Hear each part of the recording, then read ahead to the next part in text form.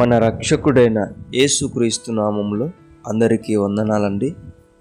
ఈరోజు దేవుని మాటలు కీర్తనలు గ్రంథము 71వ అధ్యాయం 4వ వచనం. నా దేవా, భక్తిహీనుల చేతిలో నుండి నన్ను రక్షింపుము, కీడు చేయువారి పట్టులో నుండి, బలాత్కారుని పట్టులో నుండి నన్ను విడిపింపుము. ప్రియ దేవుని బిడ్డలారా, ప్రతిరోజు ప్రార్థన చేసే అలవాటు ఉందా? అయితే నీవు నీ ప్రార్థనలో ఈ విధంగా ప్రార్థించు. ఎందుకో తెలుసా? ఈరోజు భక్తిహీనులు ఎక్కువైపోయారు. మంచివారిని ఇబ్బందులు పెట్టేవారు, కష్టాలు పెట్టేవారు, ఏడిపించేవారు, చంపేవారు ఎక్కువైపోయినారు.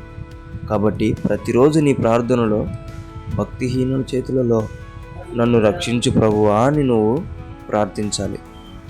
కీడు చేయువారి చేతిలో నుండి నన్ను విడిపించు ప్రభువా అని నువ్వు మాట్లాడాలి.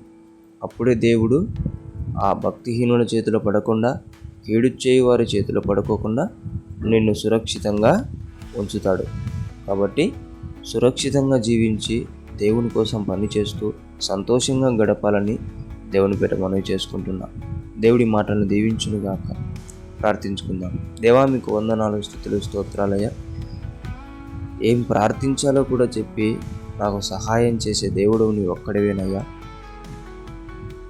కీడు చేసే వారి చేతిలో నుండి నన్ను రక్షించండి తండ్రి. భక్తిహీనుల చేతిలో నుండి నన్ను కాపాడండి. నీ నామానికి మహిమ తెచ్చే బిడ్డగా నన్ను వాడుకోండి. యేసుక్రీస్తు నామములో ప్రార్థిస్తున్నాం తండ్రి. ఆమేన్.